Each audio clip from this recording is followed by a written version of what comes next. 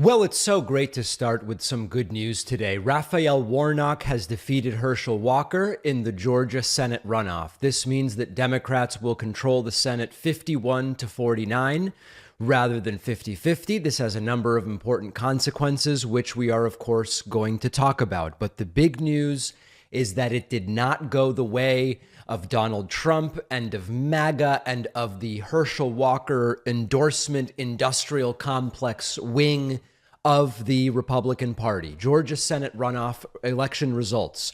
Warnock 51.4, Walker 48.6. Now, I am with everybody in the audience, in particular, many of our viewers from around the world who look at Herschel Walker and they say, how does this guy even have a shot in a state like Georgia with a population, voting population in the millions? How does this guy not lose by 70, even as deranged and ignorant as the Republican Party electorate is in the United States? And of course, that horrifies me as well. This is a guy who shouldn't even have had a shot. And yet he came within under 100,000 votes in the runoff of becoming one of 100 senators in the United States. We're not going to fix the United States in that sense right here in this segment, so I won't dwell on that too much. Democratic Senator Warnock wins Georgia runoff against Walker, reports the Associated Press. And indeed, now control of the Senate will be not only, excuse me, I'm almost back from COVID, but not 100%. It will be not 50-50, but it will be 51-49. And there are so many reasons that that is hugely important, which I will get to. But first, let's look at a couple of clips. Here are the calls from the three major networks. What does this look like statewide? Well, I'll let you take it from there because I think there's some news there. That check mark is a consequential thing. NBC News can now project that the winner of the Georgia U.S. Senate election tonight is incumbent Democrat Raphael Warnock. Democratic governor. We have seen changes all over the country. Senator, we're going to interrupt you. I want to go to Jake for an announcement. Excellent. That's right. We can now make a projection in the final Senate election of the 2022 midterm elections. CNN projects the Democratic Senator Raphael Warnock will win re-election in the Georgia Senate runoff. Right now, we're relying on the Associated Press to give us these numbers. And right now, the Associated Press has just given the check mark to Raphael Warnock. He's going back to the U.S. Senate as the winner of this runoff against Herschel Walker. Now, we will get back to that Fox News call because it actually happened at sort of a very, very interesting moment. Now, we did hear from both candidates, winner and loser alike, starting with the winner, Raphael Warnock. Take a quick listen.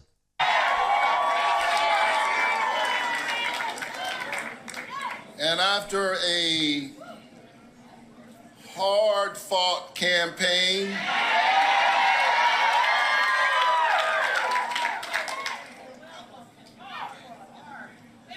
or should I say campaigns? It is my honor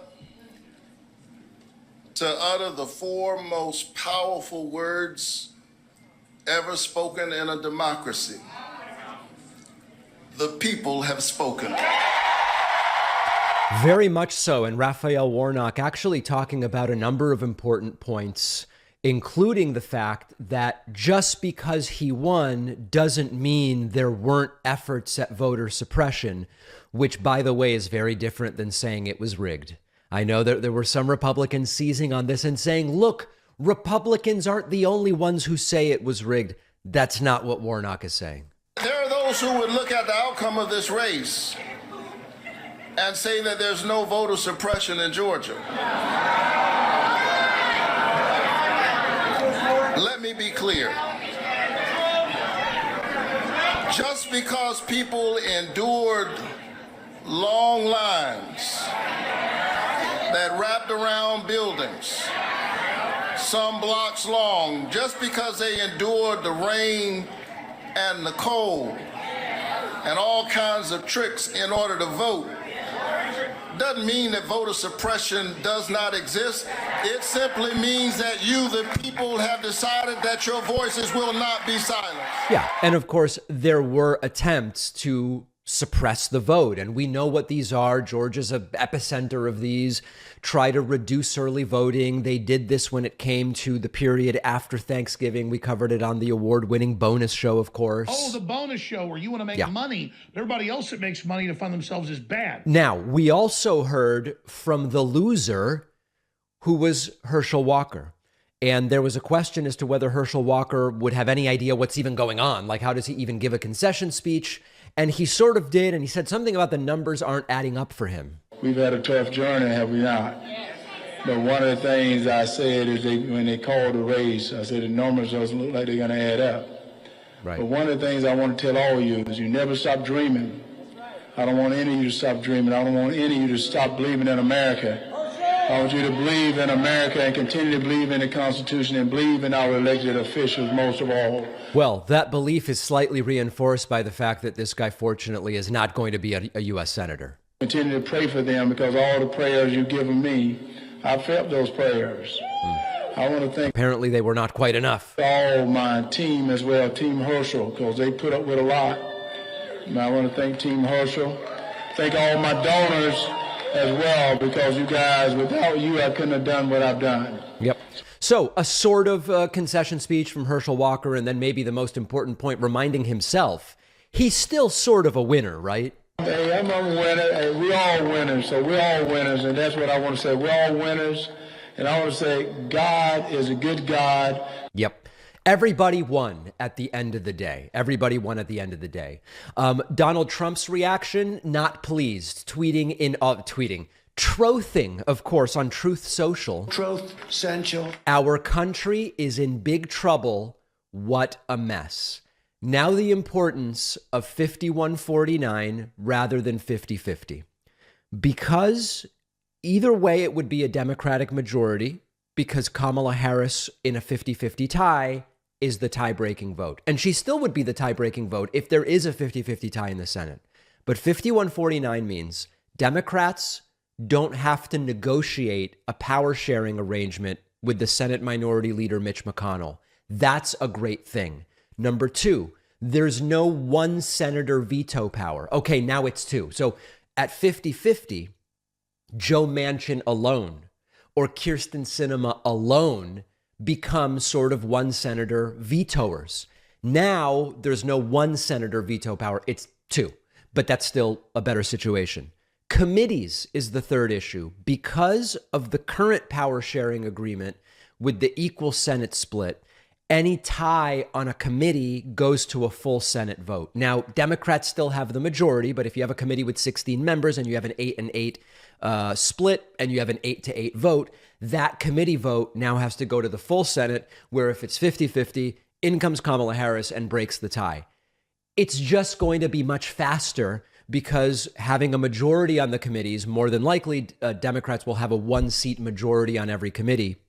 You skip that entire dog and pony show. Still, it's a majority either way, but it would be much more annoying with the 50-50. And it just makes everything faster. And then also the subpoena issuing process will be much stronger because you won't really need bipartisan support to issue subpoenas. That's important. And if there were to be a Supreme Court vacancy, we don't know. You just don't know. It depends on who's the nominee and what's the process. When does it happen? But it's always better to have more seats in the event that there is a Supreme Court vacancy or even another potential judicial vacancy. So very important. MAGA in shambles, and we will talk about that. But first, let's talk about Laura Ingraham on Fox News, who had a really bad night last night. I love reading. I read every day. No matter how I arrange my schedule, I never have enough time to read all the books that I want, which is why Blinkist has been such an important part of my life for years now. Our sponsor, Blinkist, is the app that takes thousands of nonfiction books, boils them down into an explainer that you can read or listen to in just 15 minutes, which includes all the most important takeaways from the book.